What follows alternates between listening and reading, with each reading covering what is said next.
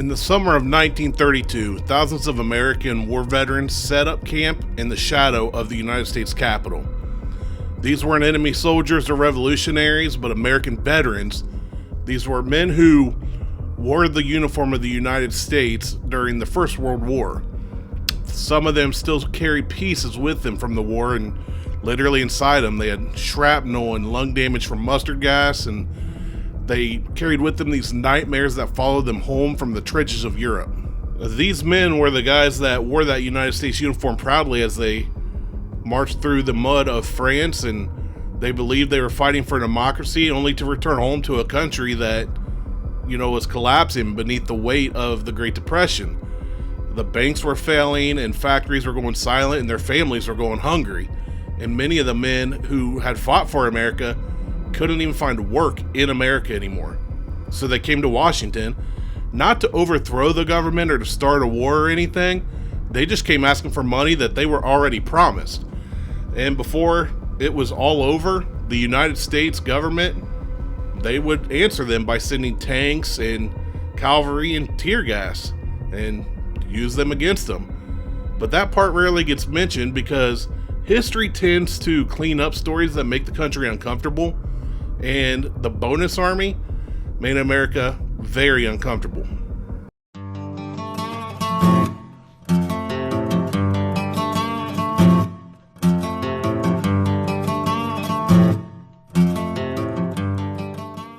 After World War I ended in 1918, the United States government was facing a really difficult problem.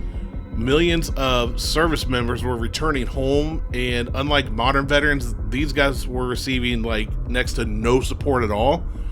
And in 1924, Congress passed something called the World War Adjusted Compensation Act, which sounded really generous on paper. The way it worked is that the veterans would receive a financial bonus for their military service. But there was a catch. They wouldn't actually see that money until 1945. So the government essentially handed the veterans a certificate and act like delayed insurance policies. At the time, during the economic prosperity of the 20s, it seemed manageable. But then came the stock market crash in 1929, and suddenly those certificates weren't future bonuses anymore. They were survival money that the veterans and their families needed, but they were trapped behind the calendar. By 1932, roughly 1 out of every 4 Americans was unemployed, and for veterans, it was often even worse. Most of them had families to feed, so, unfortunately, some of them became homeless. Others would just wander around the country looking for work, but it didn't exist no matter where they went. And eventually, a former Army sergeant named Walter Waters came up with an idea. If the government wouldn't send the money that they were owed to the veterans would just go to the government. Thousands of these veterans started making their way to Washington, D.C. They would hitchhike, walk, they would ride freight trains, whatever it took to get across the country from wherever they were. And many of them wore their old uniforms, not as a, protest or to intimidate anyone, but just to remind the country who they were. That these were men who had once been heralded as heroes. While this was going on, the newspapers were obviously reporting on them, and they started calling them the Bonus Army. Officially, they referred to themselves as the Bonus Expeditionary Force, and that was a deliberate reference to the American Expeditionary Force from World War I. In other words, they kind of saw themselves as soldiers, but now their battlefield was poverty. At its peak, this bonus army was somewhere between 15 and 20,000 veterans, and they all arrived in Washington. And they didn't come alone. They brought their wives and their children, their whole families went together, and many of them settled in this makeshift camp that they'd built from scrap wood, cardboard, tar paper, scrap metal, anything they could find. The largest camp rose across the Anacostia River. And despite how generations these days might imagine it, based on how I described the camp being set up, it wasn't just stuff strewn about. It was actually really well organized. They had sanitation systems, they set up mess halls, and they even had security patrols. And some reports describe the camps as cleaner than some parts of Washington itself. Every day, the veterans would just wait for Congress to act. And here's where the story becomes complicated, because America itself didn't know how to feel about them. Most Americans sympathized deeply because these were veterans. These were men who had served their country and now found themselves starving during the worst economic crisis in modern American history. Other folks feared what the bonus army represented. The Great Depression had already shattered the confidence in the American economy, and communist revolutions had happened in other parts of the world just a few years earlier. Labor unrest was growing throughout the United States, and large crowds of angry, unemployed men gathering near the Capitol made people, really nervous. Just as it is today, the newspapers kind of took this story and spun it in their own way. Some kind of portrayed them as these dangerous radicals, and others would call them abandoned heroes. And Washington really became divided, and so did Congress. Eventually, the House of Representatives passed the bill, and that would have allowed the veterans to get their bonus early, but when it went to the Senate, it failed, so the veterans had lost politically, at least for a moment. And many people were expected to leave Washington after the vote failed, but thousands stayed because they simply didn't have anywhere else to go. President Herbert Hoover was facing a growing crisis. He'd already carried a reputation for seeming disconnected from the ordinary Americans that were suffering during the Great Depression, as many of us kind of relate to even today, and the bonus army became a symbol of that suffering. The administration feared that these camps would continue growing, and officials worried that protests might even spread all across the country. Then, on July 28th of 1932, everything changed. Washington police actually attempted to remove the veterans from several government buildings, and violence broke out. There were shots fired, and 2 veterans, American war heroes, were actually killed. Suddenly, the situation just escalated far beyond politics. As things continued to escalate, President Hoover called the American Army to restore order, and the man selected to lead the operation was one of the most famous military officers in America. That's General Douglas MacArthur.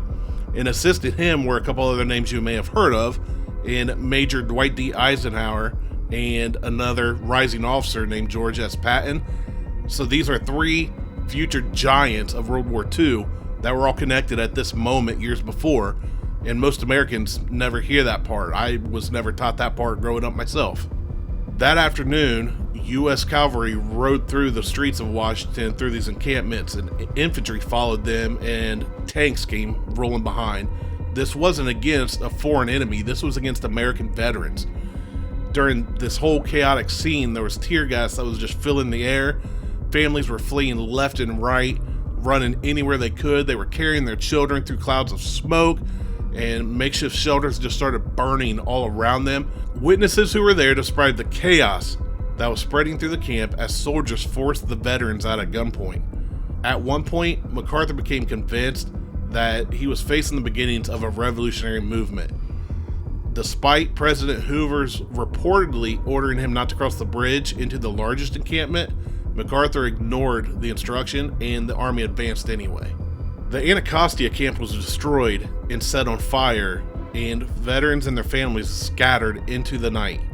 Photographs of the scene shocked the nation. War veterans were being driven out of Washington by the United States military, and one image in particular was unforgettable to them. It showed smoke rising over the burning camps while armed soldiers stood beneath the American flag.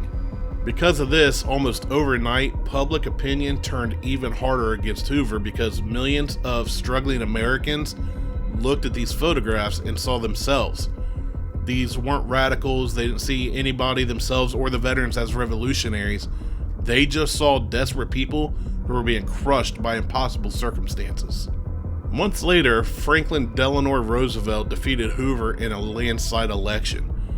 Ironically, Roosevelt also opposed to paying the bonus early, just like Hoover, but unlike Hoover, Roosevelt understood optics, and maybe more importantly, he understood dignity. So when another group of veterans later arrived during Roosevelt's presidency, they were treated differently, not as enemy forces, but as struggling Americans. Eventually, in 1936, Congress did approve the early bonus payments after all. Roosevelt still opposed it though and vetoed it, but Congress overrode him, and the veterans finally received the money that they had been promised all those years before, 12 years earlier than they originally expected to. By then, though, the Bonus Army had already changed the country, because the real legacy of the Bonus Army isn't about the money. It was about trust. Americans had watched decorated veterans fight for survival while the government hesitated and just sat on their hands. They had watched tanks roll against former soldiers, and those images stuck in their mind. They were just impossible to forget. Some historians believe that the Bonus Army directly influenced later programs like the GI Bill after World War II. Leaders understood what could happen if millions of veterans returned home to economic disaster without any kind of support. In many ways, the Bonus Army became a warning, one written in smoke along the streets of Washington. But over time, just as many of these things tend to do, the story became overly simplified.